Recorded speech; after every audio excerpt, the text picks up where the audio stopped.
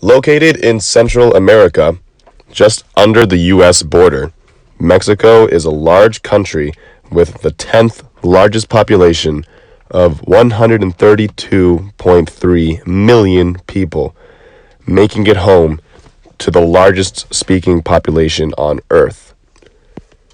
Mexico has had a deep history of struggle from gaining independence to the Spanish conquest and demolishing slavery and participating in several wars, including one with the United States.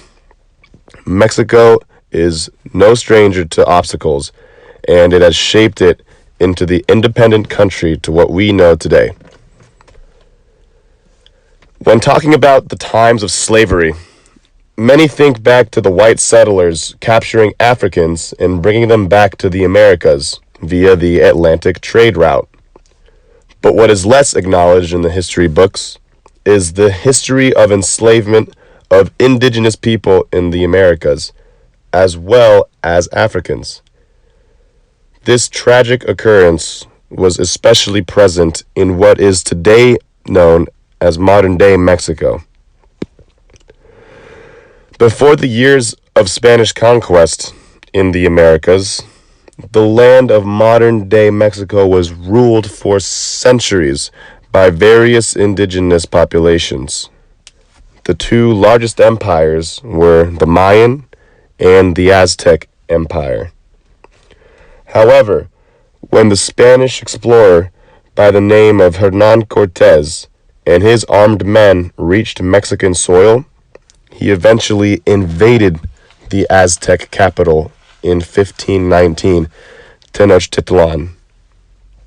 Later, in 1521, the Spanish had complete control over the region, while the defeated indigenous people were now victimized to very low standards of living. The Catholic Pope at the time, Alexander VI, forbade the Spanish to enslave these people and instead ordered the conquistadors to convert them to Catholicism. However, the Pope also said that those who did not accept this conversion to Christianity or reverted to their old religion should be punished, and therefore could be subject to slavery. In addition to the exploitation of the natives, the Spaniards brought Africans to Mexico to be slaves as well. From 1580 to 1640, the largest African population in the Americas was in Mexico. Over 250,000 people were slaves. Slaves in Mexico mostly worked in the silver mines and sugar fields. There were many slave rebellions across the country. The largest group of rebels were called the Maroons. These slaves escaped to the mountains of Mexico. Unable to defeat these escaped Africans, the colonists eventually recognized their freedom and abolished slavery entirely in 1829. To this day, Maroon leader Yanga remains a symbol of black resistance in Mexico.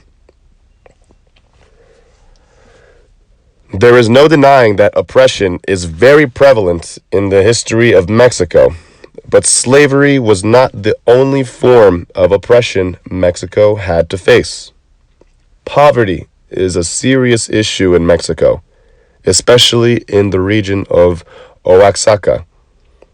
Out of the 53.3 million people living in poverty, 1.5 million people are described as living in extreme poverty, which results from the lack of government programs and protection, along with the region being run by the cartel. Along with already the presence of rampant poverty, women and girls suffer from gender inequality, especially in indigenous communities. These inequalities reach into every aspect of life, from education, work opportunities, ownership of land, and medical care. Most women only go to school for 6 years and are married by the age of 15. In the past 10 years, nearly 800 women have died during pregnancy or childbirth. The lack of medical facilities is made worse by the fact that men who are also uneducated do not like their wives seeing a male doctor, and as a result, many women go untreated. Today, with so much tension and news about the U.S. and Mexican border, it's easy to overlook the deep and impactful history between these two neighbors. While now the emphasis is on keeping people from crossing the border from Mexico into the U.S., there was a time when adventuresome or desperate individuals in the U.S. traveled to Mexico to pledge allegiance to Mexico and convert to Catholicism, which was at the time the state religion. Battles between Mexico and the newly declared Republic of Texas exacerbated Mexico's relations with the U.S. because the U.S. openly supported Texas. In 1845, Texas formally became a part of the United States, which only added to the tensions between the U.S. and Mexico. Both of these U.S. interventions into Mexico policy and territory helped fuel the Mexican-American War, which lasted up until 1848. The U.S. president at the time, James K. Polk, was convinced that the U.S. had not a right but a quote-unquote destiny to travel westward out to the Pacific Ocean.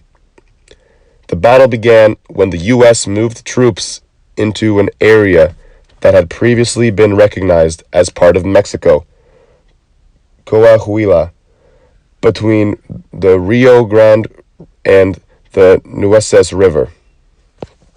President Polk then sent a quote-unquote four-pronged attack into the Mexican heartland. This attack took troops into California and New Mexico, but at the time were Mexican lands. At the same time, Zachary Taylor crossed the Rio Grande, and Winfield Scott marched right into the capital of Mexico City.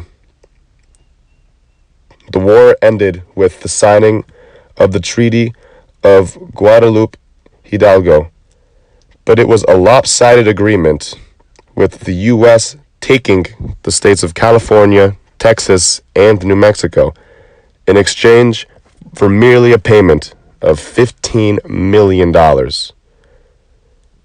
In conclusion, Mexico is a richly cultured country with its own set of problems. Mexico's history is filled with obstacles and hardships, but if anything, it builds character of the country that we know today.